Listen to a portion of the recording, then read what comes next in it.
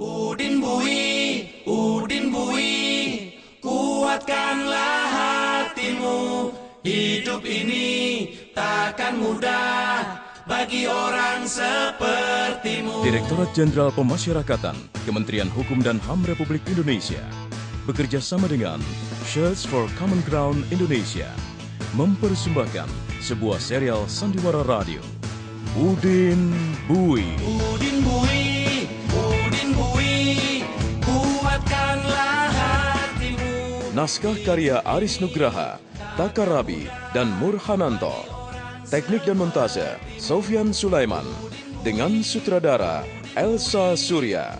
Produksi PT Tukiam Production. Hidup ini takkan mudah bagi orang sepertimu.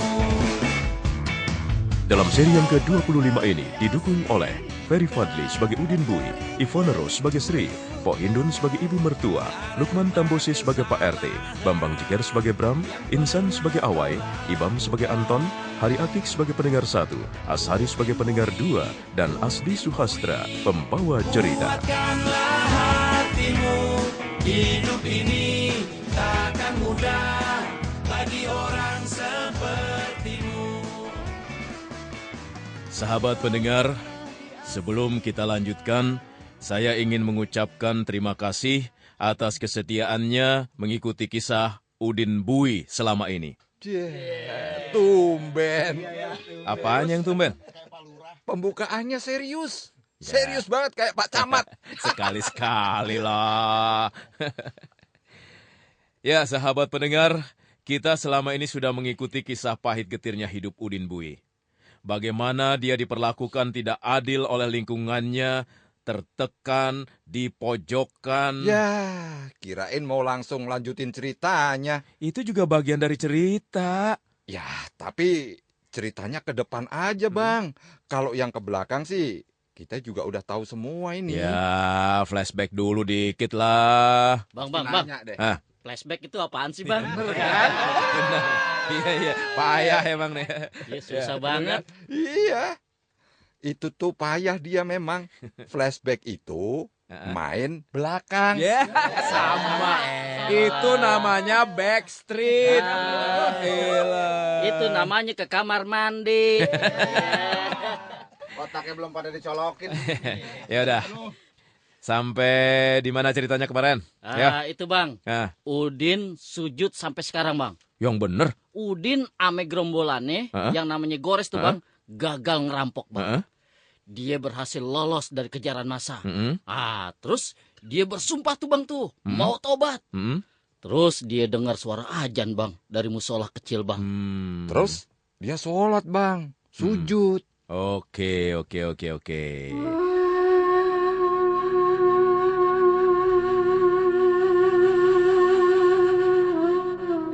Nah, setelah Udin selesai sholat, lalu dia ngobrol sama penjaga musola yang bernama Haji Muksin, yang tulus dan ikhlas kerja sambil jaga musola. Mereka ngobrol lama. Udin banyak menerima pelajaran baru tentang hidup. Alhamdulillahirrabbilalamin. Lain Udin, lain Sri. Di rumah, Sri lagi nemenin ibunya nonton TV. Kok tiba-tiba udah punya TV, Bang? Dikasih sama Bram. Oh. Oh iya, Bram kan masih tinggal di rumah Udin ya, Bang ya? Bang, udah Bang, terusin aja, Bang ya? Ya, boleh.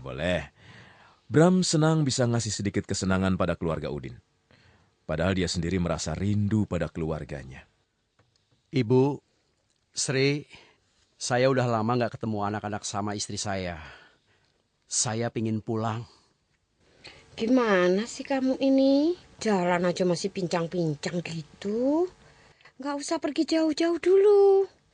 Tunggu sampai sembuh. Iya, lagian sekarang apa udah aman? Aman. Saya udah dapat info dari teman. Kalau masih sakit, jangan maksain. Bang Udin pesen gitu. Saya juga harus nyari Bang Udin. Ada yang harus saya sampaikan. Soal apa? Bram ngasih isyarat. Ngajak Sri ngelanjutin obrolan di luar rumah. Supaya nggak terdengar oleh ibunya. Ini soal Awai. Bang Awai kenapa? Dia lagi dikejar-kejar. Sama penagih hutang? Sama polisi. Kasus narkoba? Iya, rumahnya digerebek, tapi Awai berhasil kabur. Saya mau nolong Awai, tapi kondisi saya masih kayak gini. Bang Bram mau minta Bang Udin nolongin Bang Awai? Saya cuma mau nyampein kabar. Soal mau nolong atau enggak, itu terserah. Saya titip pesan aja kalau udah ketemu Bang Udin. Kirim duit? Bukan, suruh cepat pulang. Saya sama Budi kangen, Bang. Ibu juga udah ikhlas nerima Bang Udin. Ibu bilang, Bang Udin orangnya baik. Cuma sial. Kasihan si Udin. Terakhir aja ngomong begini ya. Hari itu juga Bram pergi nyari Udin ke pasar. Tapi dia heran, karena Udin gak ada di sana. Bahkan Gores dan anak-anak buahnya pun tak dijumpai di pasar. Lah, kan Udinnya lagi sembunyi, Bang. Bram belum tahu. Kalau tahu dia nggak akan nyari ke pasar. Terus Bram nyari kemana lagi, Bang? Ya nggak kemana-mana lagi. Bram bingung. Karena semua orang pasar yang dia tanya nggak satu juga yang tahu di mana Udin.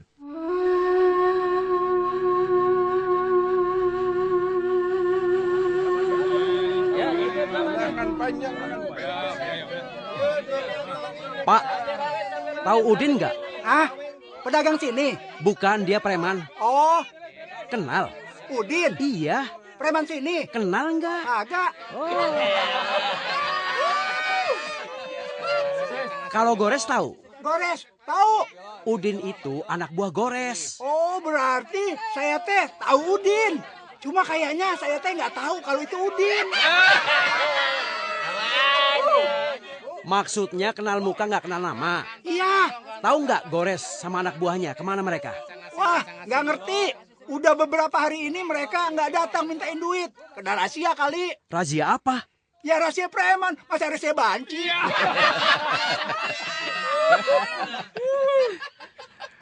Tapi Bram sama sekali nggak kehilangan jejak Udin. Di satu sisi dia bersyukur Udin nggak hidup di pasar lagi.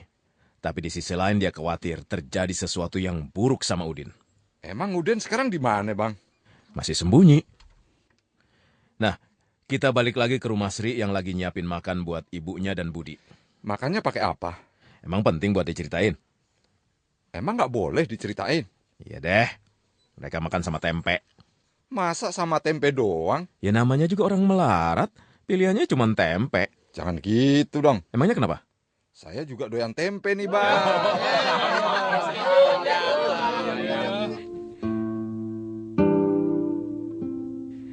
Nah, ketika Sri, Ibu, dan Budi sedang makan, tiba-tiba pintu depan digedor orang. Mereka kaget. Sri membuka pintu. Siapa? Udin, Bang. Awai menerobos masuk dengan wajah panik dan napas terengah-engah habis lari. Hati-hati, Sri, hati-hati. Udin mana? Bang Awai? Bang Udin nggak ada. Kemana? Mungkin di pasar. Bang Udin jarang pulang, Bang. Katanya Bram tinggal di sini juga ya? Iya, tapi Bang Bram udah pergi. Kemana? Nyariin Bang Udin. Oh, balik lagi ke sini nggak? Kayaknya enggak. Aduh. Dia bilang mau pulang ke rumahnya. Awai semakin panik. Dia nggak tahu mesti kemana lagi. Udin, orang terakhir yang bisa dia mintain tolong, ternyata nggak ada. Awai mutusin buat lari lagi. Saya harus pergi kalau begini. Kemana, Bang? Nggak tahu. Yang penting nggak ketahuan polisi. Enggak nunggu Bang Udin pulang. Saya nggak punya banyak waktu. Ya udah, hati-hati Bang Awai. Boleh nggak saya minta tolong? Apa, Bang? Saya tadi lari jauh banget. Capek, haus. Bang Awai pengen minum. Iya. Kenapa nggak bilang dari tadi? Aduh, takut ngerepotin. Jadi nunggu ditawarin dulu. Bener-bener nih, geblek bener nih orang. Kenapa? Lagi darurat gitu, masih aja basa-basi. Aduh, ampun dah. Nah, setelah minum beberapa gelas air, Beberapa gelas itu berapa, Bang? Yang jelas dong. 4 gelas. Wih, banyak amat. Full tank dong. Nah, setelah dahaganya hilang, Awai pergi. Kembali berlari menghindari polisi. Sri ngeri, takut hal itu terjadi pada sang suami. Hati Sri belum sepenuhnya kembali tenang ketika rumahnya kembali didatangi orang. Siapa lagi nih, Bang? Masa nggak bisa nebak? Udin. Salah. Boleh saya ikutan nebak, Bang? Boleh, silakan. Kalau ketebak hadiahnya apa nih, Bang nih? Nggak ada. Ya, saya jadi nggak ikutan nebak deh, Bang dah. Ada hadiahnya. Ada hadiahnya. Mana saya? Orang yang datang ke rumah Sri adalah... Ntar dulu. Apa lagi? Saya mau nebak lagi nih, Bang. Udah tahu jawabannya? Udah. Siapa? Bram, bener kan? Masih salah. Jadi yang datang ke rumah Udin itu siapa, Bang? Polisi. Berapa orang, Bang? 2. Yang satu kurus, satu lagi agak gendut. Yang kurus berkumis, yang gendut enggak. Yang berkumis orangnya galak, kalau yang enggak berkumis orangnya lebih tenang. Alah, Bang. Kenapa? Gituan mah nggak usah dijelasin. Saya malah jadi bingung, Bang. Ya udah. Sekarang jelasin ceritanya aja ya. Iya. Nah, polisi menggedor pintu rumah Sri. Ibunya dan Budi kaget. Buka! Sri membuka pintu, dia melihat 2 orang yang berdiri di depan pintu. Yang satu gondrong, yang satu plontos. Ntar dulu. Kenapa? Salah kali. Apa? Tadi katanya polisi yang datang orangnya kurus, yang satu lagi gendut. Nggak salah. Yang kurus itu rambutnya gondrong, dan yang gendut emang plontos. Duh, Bang. Kenapa nggak dijelasin dari tadi? Loh, tadi mau dijelasin nggak mau, bilangnya malah bingung. Sekarang saya tambah bingung. Nah, polisi yang datang itu dua-duanya reserse. Nah, ini dia nih, Bang nih. Apa? Reserse apaan tuh, Bang? Pasti nggak tahu. Intel. Polisi tapi nyamar, makanya rambutnya boleh gondrong. Oh, iya. Apa ya? Kalau Intel sih saya ngerti, Bang. Terus, Bang? Tapi Sri nggak ngerti. Dia ngira orang itu preman juga. Ada apa ya? Bener. Ini rumah Udin. Iya, Loh, Mbak ini siapanya Udin? saya istrinya. Panggil Udinnya. Bang Udin nggak ada. Kemana Mbak? Saya nggak tahu. Bang Udin emang jarang pulang, Pak. Yang bener.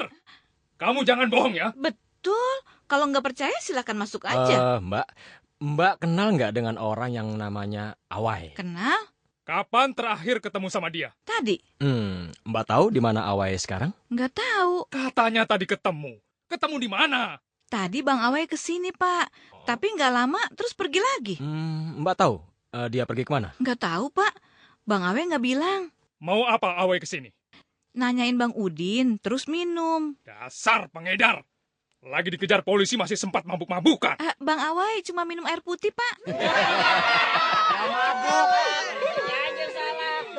Ya, karena tidak berhasil mendapat keterangan dari Sri, kedua polisi itu pergi. Sri semakin was-was, khawatir Udin kembali tersangkut masalah dengan polisi. Sri buru-buru membersihkan diri, lalu berdoa sambil menumpahkan air mata, meminta Tuhan menyelamatkan suaminya. Saya jadi penasaran nih, Bang. Kenapa? Pengen tahu nasib Udin setelah selamat dari kejaran massa. Sabar, sebentar lagi juga tahu. Udah mau diceritain ya, Bang ya? Iya, sebentar lagi. Asik. Lanjutin. Iya, Sri terus saja berdoa. Loh, kok Sri? Emangnya kenapa? Katanya mau nyeritain Udin. Kan saya bilang sebentar lagi. Berapa lama sebentarnya? Sabar. Orang nanya malah dinasehatin melulu. Nah, saat dini hari, di tengah-tengah doanya, Sri tertidur. Dia bermimpi bertemu dengan Udin. Dalam mimpinya itu, Udin terlihat sangat tampan dan berpakaian serba putih. Udin berlari menghampiri Sri sambil tersenyum, lalu memeluknya dengan erat. Sri terbangun, melihat Udin yang berlutut di depannya. Udin memeluk Sri dengan erat. Sri menangis bahagia. Seandainya nyata, bukan cuma mimpi. Ini abang, Sri. Abang pulang. Ini Udin beneran pulang apa cuma dalam mimpi Sri nih? Udin benar-benar pulang. Lah, Sri ngira dia masih mimpi kan? Iya. Jadi Sri belum sadar kalau yang dia peluk itu Udin beneran Udin gitu. Belum. Loh. Kenapa? Lucu, tapi mengharukan. Saya jadi bingung. Loh, bingung kenapa? Ya, kalau memang haru saya harus nangis apa ketawa gitu loh. Itu aja bingung.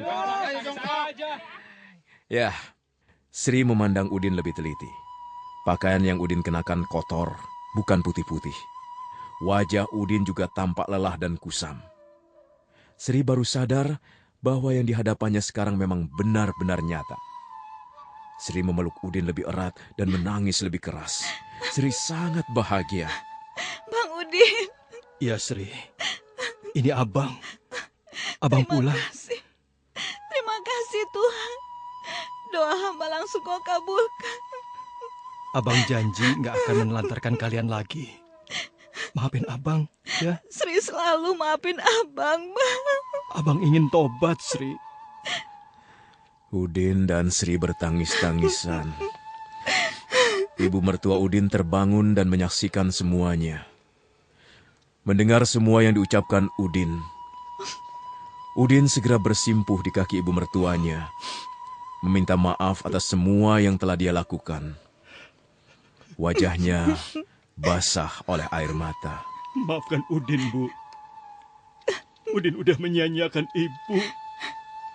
Membuat Ibu sakit-sakitan. Ampuni Udin, Bu. Ampun. Ibu mertua Udin cuma bisa ikut menangis, tak mampu berkata-kata. Dia raih bahu Udin, membangkitkannya, lalu memeluk Udin. Budi yang mendengar suara bapaknya ikut terbangun dan ikut memeluk Udin.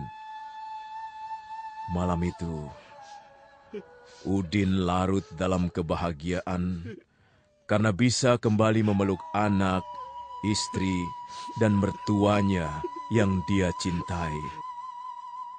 Keesokan harinya, pagi-pagi Sri mendatangi rumah Pak RT. Oh, mau memperpanjang KTP apa ngurus kartu keluarga, Bang? Bukan, ini ada hubungannya sama tobatnya Udin. Oh, berarti mau bikin surat kelakuan baik, ya? Bukan juga, makanya dengerin dulu deh, aduh. Iya deh, maaf Bang, maafin. Jadi bikin surat apaan, Bang? Surat kematian buat situ.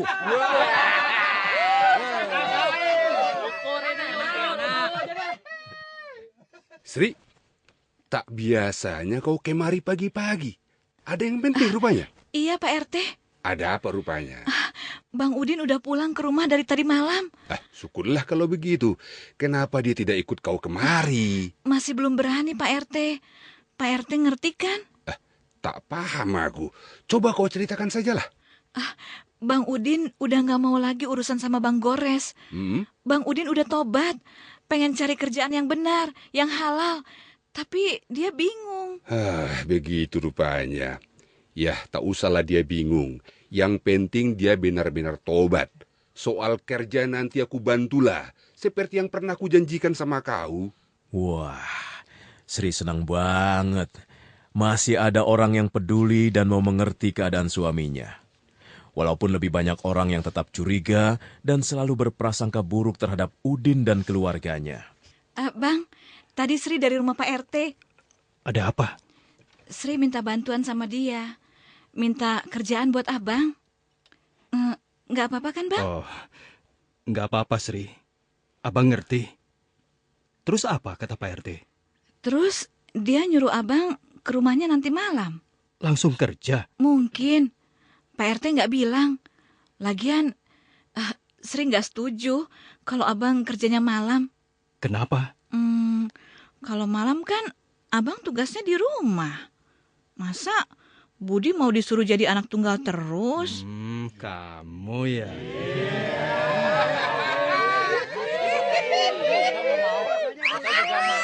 Nah, malam harinya Udin menemui Pak RT. Ternyata dia diajak pergi naik motor untuk menemui seseorang. Mau ketemu siapa, Bang? Temennya Pak RT. Mau ngapain lagi ya? Ya dengerin aja, bawel ah. Nah, waktu sampai di rumah orang itu, Udin melihat banyak orang yang lagi kerja nyablon. Tempatnya luas dan bikin betah. Pak RT disambut seorang lelaki yang sebaya dengan dia. Tampangnya sangar, tapi doyan ketawa. Kenalin ini, Din. Ini Bang Anton, pemilik tempat sablon terbesar kedua di kota ini. Dia teman lama aku. Kenalin ya. Ini suka melebih-lebihkan. Ini berkat kerja keras anak-anak, bukan aku lah. Anak Pak Anton banyak. Maksudnya yang kerja di sini. Bang Anton tak punya anak lah. Cakap apa kau? Semua yang kerja di sini anak-anakku juga. Aku tak pernah menganggap mereka itu pekerja. Kalau begitu, aku bawa si Udin ini kemari supaya anak kau semakin banyak. Wah, dia kan perlu kerja. Dia mantan napi juga, macam anak-anak kau yang lain. Jadi yang kerja di sini semuanya bekas napi? Oh, bukan cuma yang kerja. Aku pun bekas napi. Berapa lama kau di penjara? 3 tahun. Lama kali kau. Kalau aku cuma 15 tahun. Kapan dia bisa mulai kerja ini? Besok saja, besok. Tapi kau sudah tahu syarat kerja di sini kan? Ijazah. Tobat. Kalau belum merasa tobat, pergi saja kau jauh-jauh. Jika perlu ke dasar laut saja. Ya, nggak bisa diungkapkan dengan kata-kata bagaimana perasaan sukacita Udin saat itu. Dia merasa beruntung bisa bertemu dengan orang seperti Pak Anton, juga Pak RT. Jalan tobat yang dipilihnya terasa begitu terang. Rasa bahagia ini dia bagikan pada keluarganya. Besok abang kerja. Alhamdulillah, Bang. Ya syukurlah, Din. Ibu doain rezeki kamu nggak berhenti ngalir, Nak. Amin. Terima kasih, Bu. Halo, Papa aja. Udi nanti punya uang. Iya, kalau Papa kerja, uang Papa jadi banyak. Nah, Budi mau jajan apa? Obin. Kebahagiaan itu semakin sempurna saat Udin kembali berjumpa dengan Bram. Walaupun harus disertai dengan kabar yang tidak ingin dia dengar. Awai ketangkep, Bang Udin. Kasusnya lebih berat. Kayaknya dia bakal kena lebih dari 15 tahun. Mudah-mudahan ini jadi jalan tobat buat Awai. Dulu gua pernah janji mau doain dia setiap hari sampai gua mati. Tapi gua sendiri gak pernah berdoa buat kebaikan gua sendiri. Sekarang gua tetap akan doain dia supaya dapat jalan tobat seperti kita. Amin. Amin, amin, amin, amin. Ya, semua pasti ada akhirnya. Semua akhir pasti ada hikmahnya. Semoga kisah Udin Bu ini berbuah hikmah bagi siapa saja yang mendengarkannya. Aduh, kedengarannya kok kayak kalimat penutup gitu, Bang. Emang iya? Ceritanya udahan, Bang. Tamat. Terus besok? Kalau udah tamat berarti besok ya nggak ada lagi dong.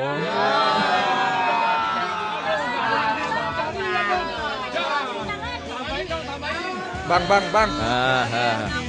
Usul, Bang. Apa? Jangan ditamatin dulu, Bang.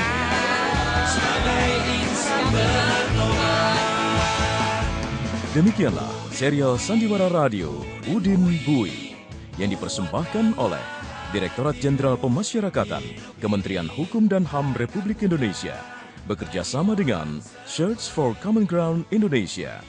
Sampai jumpa pada kisah yang lain.